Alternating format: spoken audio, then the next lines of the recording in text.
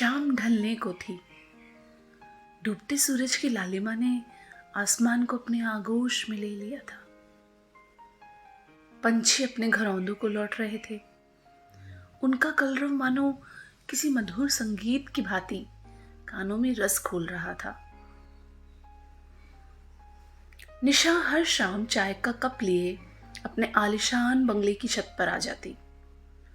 बस यही वो पल होता जब वो खुद जीता जागता सा महसूस करती, वरना इतने बड़े बंगले की कीमती, सजावटी और निर्जीव वस्तुओं की तरह ही थी, जो सिर्फ बंगले की शोभा और रुतबा बढ़ाने के लिए रखे गए थे, और कोई अस्तित्व भी तो नहीं था उसका।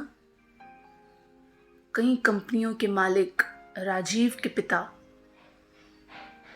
और निशा के पिता के दोस्त थे। उसके पिताजी को बिजनेस में भारी नुकसान हुआ तो राजीव के पिताजी ने उन्हें कर्जा देकर मदद कर दी। जब उसके पिताजी कर्जा उतारने में असमर्थ हुए तो राजीव के पिताजी ने अपने बेटे के लिए निशा का हाथ मांग लिया और साथ ही कर्जा माफ करने की पेशकश की। और कोई रास्ता भी तो नहीं था उसके पिताजी के पास। कातर आंखों से विदा किया अपनी बेटी को। वे जानते थे कि अंधे कुएं में धकेल रहे हैं अपनी बेटी को। खुद को दोषी मानते रहे और इसी दुख के साथ दुनिया को अलविदा कह दिया। मां तो बचपन से ही नहीं थी। अब कोई भी नहीं था जिसे वे अपना दुख कह सके। तभी बाहर के शोर ने उसका ध्यान खींचा।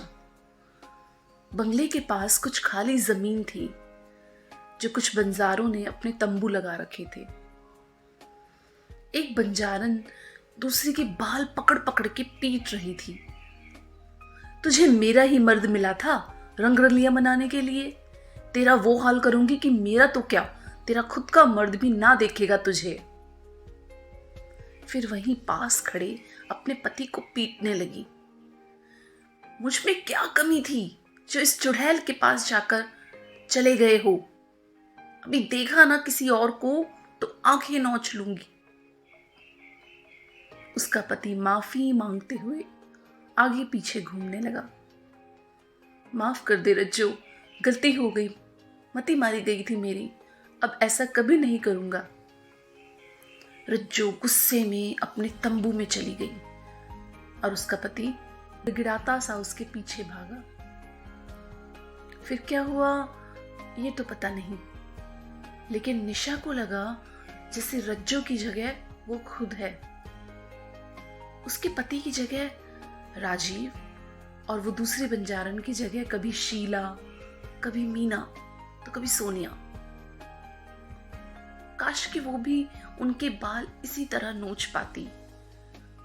काश कि वो राजीव का कॉलर पकड़कर इसी तरह पूछ पाती कि उनमें ऐसा क्या है जो मुझ में नहीं है।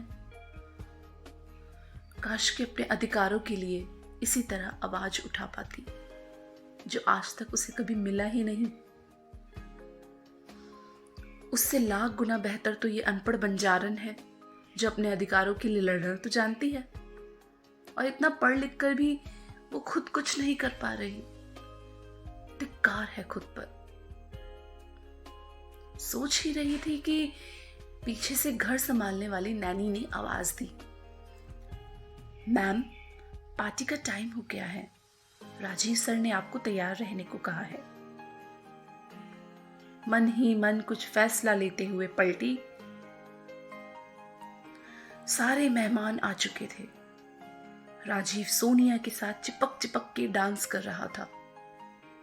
तभी निशा ने हाथ में सूटकेस लिए हॉल में प्रवेश किया और दृढ़ आवाज में कहा, राजीव मैं ये घर छोड़कर जा रही हूं। पिताजी ने जो कर्जा लिया था उसके बदले तुम्हारे साथ बिना कुछ कहे मैंने इतने साल गुजार लिए। अगर कुछ बाकी हो तो जाकर पिताजी से ही मांग लेना।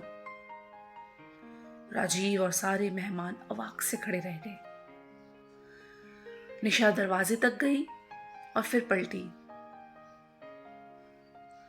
तुमने तो कभी मुझे पत्नी माना ही नहीं, लेकिन मैंने तुम्हें दिल से अपना पति माना था। इसीलिए इतना हक तो बनता है। कहते हुए एक झन्नाटेदार झापड़ सोनिया के गाल पर और एक और झन्नाटेदार झापड़ राजीव के गाल पर रसीद कर दिया और पूरे आत्मविश्वास से कदम बढ़ाते हुए घर से बाहर निकल गई।